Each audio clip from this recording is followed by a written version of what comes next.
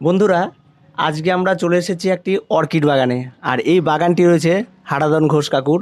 আর কাকুর এই বাগানে আসলে সত্যি চোখ জুড়ে যায়, কারণ অসম্ভব সুন্দর, প্রচুর পরিমাণে ফুটে রয়েছে অর্কিড। আর তার সঙ্গে সঙ্গে তার পরিচর্যার পদ্ধতি এবং প্রত্যেকটা খুব সুন্দরভাবে গুছিয়ে রাখা, খুব সুন্দরভাবে সাজানো, এবং আমরা এখান থেকে অনেক কিছু শিখতে পারবো। আর এই সমস্ত কিছুর কারিগর যিনি রয়েছে সে হারাধন কাকু, এবং তার থেকে আমরা প্রত্যেকটা অর্কিডের কি পরিচর্যা হচ্ছে, কিভাবে তিনি এগুলোকে যত্ন করছে, মানুষ করছে, সমস্ত কিছু নিয়ে একটু আলোচনা করি তার সঙ্গে। আচ্ছা কাকু, এই যে অর্কিড রয়েছে, অনেকেই কিন্তু আমাদের অর্কিড করতে ভীষণ ভয় পায়, যে অর্কিড আমরা কি করে করব, অর্কিড বাঁচবে কি না, এরকম একটা ভীতি অনেকের মধ্যেই কাজ করে। তো এই অর্কিড সম্পর্কে আপনি কি বলবেন, প্রত্যেকে করতে পারবে? এটা প্রত্যেকে একটু খাটতে হবে, যেটা হচ্ছে এই ড্রাই সিজনে গাছগুলোকে যে ঠিক মতন যেন ও শিকড়গুলো না শুকিয়ে যায়, হ্যাঁ হ্যাঁ। এর জন্য একে পরিচর্যা করতে হবে। প্রয়োজনে দুবেলা ওকে জল দিতে হবে, আচ্ছা আচ্ছা। জল দিতে হবে। এবং এই গাছগুলো ফুল হয়ে যাওয়ার পরে বেশিরভাগ শিকড়, নিচের শিকড় কিন্তু নষ্ট হয়ে যায় টবের। আচ্ছা আচ্ছা। এই গাছগুলো যখন ফুল ফুটে যাওয়ার পরে এই গাছগুলোকে আবার নতুন করে উঠিয়ে রিপোর্টিং করতে হবে। আচ্ছা। শিকড়গুলো ছেটে দিয়ে ওটাকে ওই ব্যবস্টেনে বা সার্ফে ভিজিয়ে কিছুক্ষণ রেখে আবার রিপোর্টিং করতে হবে। আচ্ছা আচ্ছা। রিপোর্টিং করার পরে এই গাছগুলোকে খাবার দিতে হবে। আচ্ছা, রিপোর্টিং এর সময় মাটির মিক্সটি কি হবে? মাটির কোনো নাই তো, এটা সম্পূর্ণ কাঠকয়লা আর ইটের টুকরো দিয়ে তৈরি করা। আচ্ছা, কাঠকয়লা আর ইটের টুকরো? ইটের মানে টুকরো, আর কোনো কিছু আর লাগবে না? কিচ্ছু লাগে না। আচ্ছা, সেই কাঠকয়লা ইটের টুকরো কি কোনো মানে পরিষ্কার অ্যান্টিফাঙ্গাল বা কিছু? যখন এটাকে আবার নতুন করে রিপোর্টিং করা হবে তখন কিন্তু এগুলো প্রত্যেকটিকে ওই আবার কি বলে সার্ফের জলে বা ব্যবস্থিরে এটাকে ভিজিয়ে নিয়ে শুকিয়ে নিতে হবে। আচ্ছা আচ্ছা। শুকানোর পরে আবার এই গাছগুলো সব শিকড়গুলো কেটে ফেলতে হবে। সব শিকড় কেটে তারপরে এটাকে আবার ব্যবস্থিত জলে ভিজিয়ে কিছুক্ষণ রাখার পরে তারপরে রিপোর্টিং করতে হবে। আচ্ছা, এই রিপোর্টিংটা এই ফুলটা শেষ হয়ে গেলে হ্যাঁ, তারপরেই করতে হবে? তারপর তো এই যেমন এই যে কিছু গাছ দেখা যাচ্ছে, এই যে গাছগুলো এখন সব ফুল শেষ হয়ে গেছে। আচ্ছা আচ্ছা। এগুলাকে আস্তে আস্তে এগুলাকে কেটে, কারণ আর বেশিরভাগ নিচের শিকড়গুলো কিন্তু নষ্ট হয়ে যায়। আচ্ছা আচ্ছা। এই শিকড় সব চলে আসে উপরে। আর এই গাছগুলো যদি আমরা আবার রিপোর্টিং না করি তাহলে কি হচ্ছে, এই গাছগুলো ঠিক মতো কিন্তু জল পাবে না। জল পাবে না। এটা যেহেতু কাঠকলা ইট এগুলা ভিজা থাকছে, এই ভিজাতে কিন্তু ও জলটা নিচ্ছে।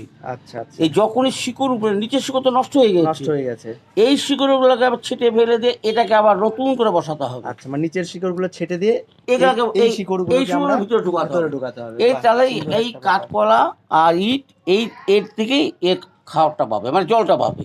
আচ্ছা আচ্ছা, মানে খুবই সহজের পরিচর্যা, হ্যাঁ, আমি যা পরিচর্যা দেখছি সহজ। সেরকম কোনো কিছু। আচ্ছা, এর কি টবের কোনো সাইজ আছে, যে কত মাপের টবে আমরা এটা করব? এটা 3 ইঞ্চি আছে, 6 ইঞ্চি আছে। হ্যাঁ, যেমন এগুলা, এই যে 5 ইঞ্চি টব আছে, 3 ইঞ্চি টব আছে। হ্যাঁ, এই যে 5 ইঞ্চি আছে, এই প্লাস্টিকের এই যে 5 আচ্ছা, ইঞ্চি, আচ্ছা। এই যে সব টবগুলো আছে, এই টবে করতে হবে। আচ্ছা, এই যেগুলো চারার দাম কেমন? চারার দাম ভ্যারাইটি, একটা রকম একরকম দাম আছে। যেমন কোনোটা কেউ বিক্রি করছে 500, কেউ বা 700, কেউ আচ্ছা, 1000, 1200। এটা গাছের উপরে নির্ভর করছে। আচ্ছা আচ্ছা আচ্ছা, মানে গাছের উপরে কেমন ফুল হবে তার উপরে নির্ভর করে। হ্যাঁ, আচ্ছা, আমি এবার একটু এদিকেও দেখি, যেদিকে যে ফুলগুলো ফুটাচ্ছে এগুলো ভ্যারাইটি কি? এগুলোকে বলে ফিনোলক্সি, সম্পূর্ণ এগুলো সবই ফিনোলক্সি, ফিনোলক্সি ভ্যারাইটি।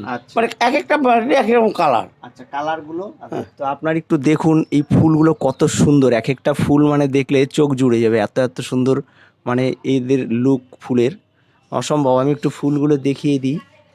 আচ্ছা, আগে আমি এটা শুনেই নিই কাকুর থেকে, একটু পরিচর্যাগুলি আরও পুরোভাবে জেনে নিই। আচ্ছা, এর মধ্যে কি কোনো রোগ ব্যাধি অ্যাট্রাক্টেড হওয়ার ব্যাপার? হ্যাঁ হ্যাঁ হ্যাঁ হ্যাঁ হ্যাঁ, সেটাও হয়? হ্যাঁ হয়। সেক্ষেত্রে কি হবে? এটা যেমন কিছু তোমার দেখা যাচ্ছে যে এই রেড স্পাইডার হয়, রেড স্পাইডারে যখন হয় তাকে রেড স্পাইডারের জন্য ওষুধ দিতে হবে।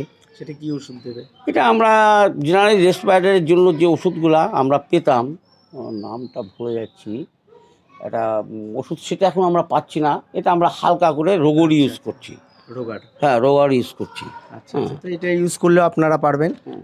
আর এমনি গাছগুলো যে থাকবে কেমন, কেমন মানে আলোতে থাকবে? এটা মোটামুটি যতটা, এইসব গাছগুলো আলো চায় বেশি, আলোটা বেশি চায়, কিন্তু আবার রোদের তাপ কিন্তু বেশি চলবে না। আচ্ছা আচ্ছা আচ্ছা। সেই জন্য তাকে শেডের অ্যারেঞ্জমেন্ট করতে হবে। শেডের অ্যারেঞ্জমেন্ট। হ্যাঁ, শেডের অ্যারেঞ্জমেন্ট আচ্ছা, করতে। শেডটাতে মানে কিরকম মানে লাগবে, মানে রোদটাও লাগতে হবে এরকম ব্যাপার এটা আছে? হালকা রোদ, যেমন আমার শেডগুলো দেখছো যেরকম শেডের, এই যখন রোদ আচ্ছা, ওঠে, আচ্ছা। এটা আলোটা তখন প্রচণ্ড হয়ে যায়। আচ্ছা, আচ্ছা। হ্যাঁ, আর এবং সবুজ নেট দিয়েও এটা হ্যাঁ, করা যাবে? সবুজ ওই যে বাইরের যে গাছগুলা, ওই যে বাইরে যেসব গাছ আছে, হ্যাঁ, ওগুলা এটার থেকে একটু বেশি রোদ খেলে, যেটা আমাদের এইখানকার লোকাল ভ্যারাইটিগুলো, হ্যাঁ। এই যে এই আমাদের যে গাছগুলো আছে সব লোকাল ভ্যারাইটি, এই লোকাল ভ্যারাইটিগুলো তুমি বাইরে করতে পারবে, এটা অসুবিধা হবে না। আচ্ছা, আচ্ছা। কিন্তু জলটা দেখতে হবে, গাছটার জন্য জল থাকে, শিকড় জন্য কোনো সময় দেখা গেল বা গাছের জল না থাকলে কিন্তু আস্তে আস্তে নষ্ট হয়ে আচ্ছা, যাবে। জলটা কি প্রতিদিনই দিতে হবে? এটা প্রতিদিন, এই সময় প্রতিদিনই দিতে হবে। আচ্ছা, আচ্ছা। এই গাছগুলো যেমন আমরা প্রতিদিন, এখন আমি প্রতিদিন দিচ্ছি না, এরপরে কিন্তু আর এরকম যদি আমার মানে গরম পড়তে থাকে, এরকম রোদের তেজ থাকে, তাহলে কিন্তু আমাকে রোজই জল দিতে হবে। রোজই জল দিতে হবে তাহলে রোজই জল দিতে হবে। আচ্ছা, আচ্ছা। আর রোজ জলটা কি দুবেলা করে দেবে না একবেলা দিলেই যথেষ্ট? গাছের উপর, যে গাছ দেখি যে কোন গাছে দুবেলা, যেমন আমার যে ওই বাইরের জঙ্গল ভ্যারাইটি কিন্তু আমাকে দুবেলা করে জল দিতে আচ্ছা, হচ্ছে। আচ্ছা। আচ্ছা, ওটা জঙ্গল ভ্যারাইটি, ওটা মানে বিভিন্ন জঙ্গল ফরেস্ট টরেস্ট? হ্যাঁ, ফরেস্ট, এগুলো বেশিরভাগ ফরেস্টে হয়। আচ্ছা, আর কিছু তোমার এই যেমন ওই নোবাইল যেগুলো ভ্যারাইটি তোমাকে আমি গাছগুলো দেখাচ্ছি, আচ্ছা, ওই আচ্ছা। গাছগুলো তোমার কিছু এগুলা এই কেরলের থেকে আমাদের আনা। হ্যাঁ, হ্যাঁ। আর লোকাল কিছু বিক্রি করতো, ওই অভিজিৎ সরকার বলে, ও কিছু গাছ বিক্রি করতো, ও আচ্ছা, মাঝে মাঝে করেও। হ্যাঁ, ও গাছ যারা মানে যদি কেউ নিতে চায় অনেক সময় এনেও দিচ্ছ। আচ্ছা, আচ্ছা। হ্যাঁ, কারণ এটা তো খুব বেশি ড্রাগন যে বিক্রি না যায়, এনে এনে ও লস করবে। হ্যাঁ, হ্যাঁ। আর গাছ এনে গেলে ও তো সে গাছগুলো পরিচর্যা করে রাখতে হবে। পরিচর্যা করে রাখতে হবে, এটা হ্যাঁ, একটা ব্যাপার। ও ওর কাছে কিছু গাছ পাওয়া যায়, ও আনে। এবং আমার এই যেমন আমার নিজে অসুস্থর জন্য আমার তোমার অনেক ভ্যান্ডা ভ্যারাইটি, ভ্যান্ডা ভ্যারাইটি? আমার ভ্যান্ডা ভ্যারাইটি বহুত গাছ আমার নষ্ট হয়ে গেছে। মরে গেছে। আচ্ছা, আচ্ছা। তো আমরা কিন্তু কাকুর থেকে সমস্ত পরিচর্যাটি শুনে নিলাম। গাছের কিন্তু তেমন কোনো পরিচর্যা নেই, আমরা কিন্তু আস্তে আস্তে কিন্তু এই অর্কিডের দিকে প্রত্যেকেই ঝুঁকতে পারি, কারণ অর্কিড কিন্তু সারা বছর ছাদে থাকবে এবং তাকে দেখে রাখা অনেকটা সুন্দর। আর বছরে কিন্তু ফুল, একটা ফুল ফোটার পর কতদিন থাকে? এইসব ভ্যারাইটি প্রায় 3 মাস ধরে এই ফুলগুলো থেকে যায়। মানে একটা ভ্যারাইটি একটা 3 মাস? ভ্যারাইটি 3 মাস, এইসব মানে ফুলগুলো প্রায় 3 মাস ধরে থাকে। তো শুনতেই পেলেন যে 3 মাস কিন্তু কম করে এক একটা ভ্যারাইটি থাকে। এটা কিন্তু একটা বিশাল ব্যাপার, এত দিন ধরে ফুল ফোটা মানে। আর খুব সহজেই একটা পরিচর্যা, যা শুনলাম আমরা কিন্তু প্রত্যেকেই কম বেশি করে আস্তে আস্তে করে কিন্তু এই অর্কিডের দিকে ফিরতে পারি। কারণ পরিবেশের বর্তমান যা ওয়েদার এবং তাপমাত্রা যে হারে বেড়ে চলেছে, তাতে কিন্তু আমাদের অবশ্যই কিন্তু কম বেশি গাছ কিন্তু প্রত্যেকের ছাদে করতে হবে। আর তার মধ্যে সবচেয়ে উপযোগী একটি গাছ যেটা দেখলাম সেটা হচ্ছে কিন্তু অর্কিড, এবং এটা কিন্তু পরবর্তী প্রজন্মের জন্য খুব ভালো একটি গাছ, যা আগামীতে মাটি ছাড়া সমস্ত কিছু, যা শুধু কাঠ কয়লা এবং ইটের টুকরো দিয়ে যেটা হচ্ছে, যেটা আমরা সবসময় পেয়ে যাব হয়তো অ্যাভেলেবেল, সেটাতে কিন্তু এই সুন্দর সুন্দর গাছগুলো করা হচ্ছে।